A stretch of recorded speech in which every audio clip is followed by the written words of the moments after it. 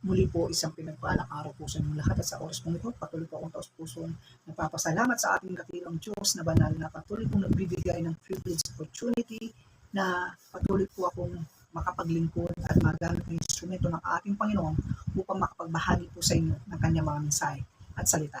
At muli po, sa pangunan ng banal na Espiritu at sa ngalan po ng ating Panginoong Yesus, nais ko po muli magbahagi sa inyo ng kanyang mensaheng entitled, Satan Target to Destroy, Guard Your Relationship. Sa mensaheng ito, nais po tayong bigyan ng paalala ng ating Diyos kung paano natin mababantayan o maiingatan ang ating relasyon sa bawat isa upang ito'y hindi mawasak o masira at upang sa kabila ng lahat ay maging matatag pa rin ang ating mga relasyon na pinangahawakan sa bawat isa.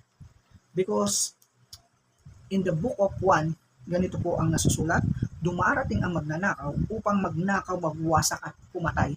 Yan po ang gawa ng dyablo. Kaya po, ang number one na prospect ng dyablo na sirain, wasakin at patayin ay yung mga relasyong pinangahawakan natin. Ano po ba yung mga relasyon na gusto niyang sirain sa ating buhay? Number one, gusto niya pong sirain yung relasyon natin sa Diyos. Kaya po, maglalagay po si Satan sa atin ng kasinungalingan at patuloy niya tayong ililid dun sa pagkilala sa Diyos sa familiar way. Yung hindi ka magbabasa ng Bible, yung kikilalanin mo lang yung Diyos base doon sa naririnig mo, base doon sa nakakwento sa'yo, hanggang doon ka lang niya dadalhin. At sisirain niya yung pananampalataya mo sa Diyos, wawasakin niya yung pananampalataya mo sa Diyos, magbibigay siya ng maraming bagay na lalayo sa'yo sa Diyos. Magbibigay siya ng mga material things na magiging abala ka. Yan po ang unang-unang gusto niyang sirain sa atin, yung relasyon natin sa Diyos, upang hindi po tayo mabalik at malapit muli sa Diyos. Kaya gusto niya yung mga ginagawa natin pagsamba sa Diyos ay yung mga traditional way. Kaya bibigyan niya tayo ng mga bagay na maglalayo sa Diyos, yung mga magpapaabala sa atin upang hindi natin makilala talaga yung Diyos sa ating buhay at hindi po tayo makonect muli o magkaroon ng tamang relasyon sa Diyos. Yan po ang una niyang gustong sirain sa atin, yung magkaroon tayo ng right relationship kay Lord. Pangalawa, ang nais pong relasyong sirain ng dyablo sa ating buhay, yung relasyon natin sa ating pamilya, relasyon natin sa ating mga magulang, mga kapatid, mga kamag-anak. Kaya po pansinin nyo yung mundo ngayon, maraming mag-ama, mag-ina na nag-aaway-away, magkakapatid nag-aaway-away, magkakamag-anak nagkakaaway-away dahil sa mga malilit lang na bagay biglang lumalaki kasi po hindi po napagbabantayan ng bawat isa yung pagkilos ng dyablo sa relasyon na sa kanilang mga pamilya. Kaya po napakahalaga ng mensaheng ito dahil bibigyan po tayo ng tatlong bagay ng Diyos kung paano natin maiingatan at mapoproteksyonan yung mga relasyong pinanghawakan natin. Ano pa po yung nais at gustong masirang relasyon ng dyablo sa ating buhay? Yung relasyon natin sa ating mga asawa, yung mga married people. Ayan po, bakit maraming broken relationship na married? Bakit nasisira? Di po ba? Kasi na malayang nakakakilos po yung dyablo sa buhay ng mga taong ito dahil wala nga pong sapat na kaalaman kung paano maingatan at mapagbantayan yung mga relasyong pinang-ingatan na pinanghawakan nila. Pangapat, yung relasyon natin sa ating mga kapitbahay. Yan po, hindi lingid po sa atin na sa mundong ito, yan, konting chismis lang, nag-away-away, nasira yung dating mga magkakaibigan, yung magbe-best friend, biglang magsisira dahil lang sa mga hindi pagkakaunawaan o sa mga chismis na ano. Kaya po, napakalaga po ng message na to. Tandaan po natin ang sabi po ng Bible, ang magnanakaw ay dumarating para magnakaw, mangwasak at pumatay. Magnakaw ng kasiyahan ng bawat relasyong magagandang relasyon, manira, mangwasak, di ba, ng pamilya. Yan po yung gusto ng dyablo.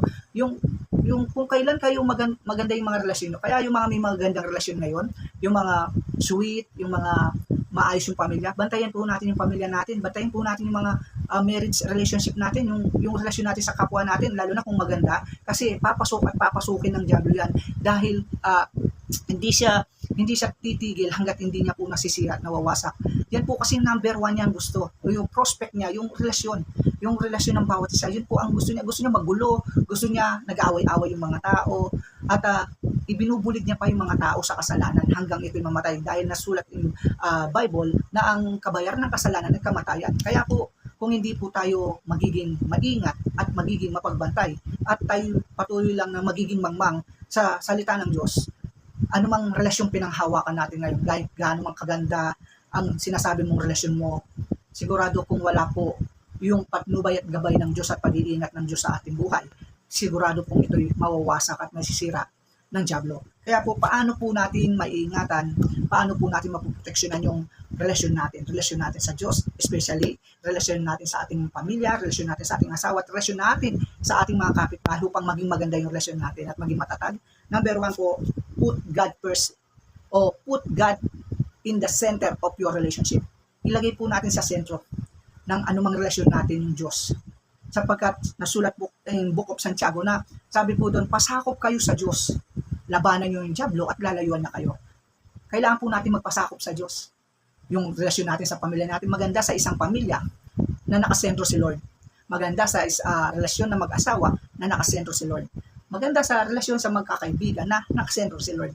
Yan po, kapag po ginawa natin sentro ang Diyos sa lahat ng relasyon meron tayo, ito po'y mananatiling matatag, matibay, at may ingatan at may proteksyon ng Diyos.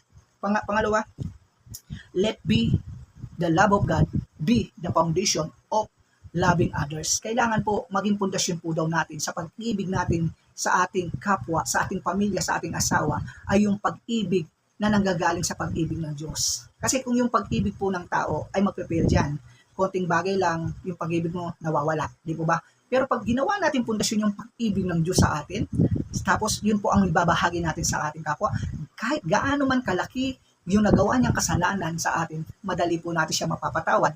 Dahil ang Diyos natin, di po ba, yung pag-ibig niya ay wagas, malawak, mataas, walang kabantay.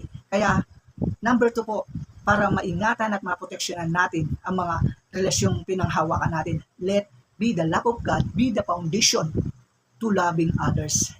Ito po yung huli. Kailangan po nating alamin yung katotohanan.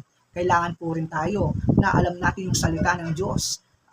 Kailangan po natin basahin ng Bible sapagkat lagi pong uulitin sa inyo, ang Bible po ay book of manual ng tao. Dito po nakasulat lahat kung paano tayo mabubuhay ng maayos at payapa na naayon sa kalooban ng Diyos. At upang patuloy po nating malaman yung mga bagay na hindi kalooban ng Diyos at sa pamagitan po ng salita ng Diyos, mapagbabantayan po natin yung pagkilos, yung pandilinlang ng dyablo sa ating mga buhay.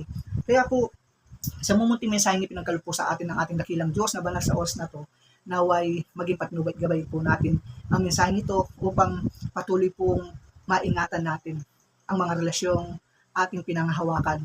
Unang-una sa lahat, maingatan natin yung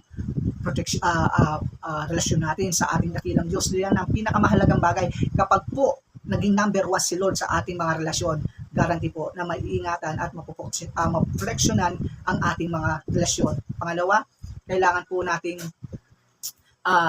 maghari sa ating puso yung pag-ibig ng Diyos. Hindi po yung pag-ibig natin, kundi yung pag-ibig ng Diyos ang ma-spread natin sa iba. At patuloy natin pong alamin at basahin ang salita ng Diyos sapagkat yan po ang magiging patnubay at gabay natin at magiging sandata natin laban sa dyablo. Muli po, maraming salamat po sa ating dakilang Diyos na banal na nagbibigay po sa atin patuloy ng mga mensaheng patuloy na magiging patnubay-gabay natin sa ating mga buhay. Sa Kanya lahat ng papuri, pasalamat, pagdakila at sa tanging dakilang ngalan po ng ating Panginoong Yesus. Amen.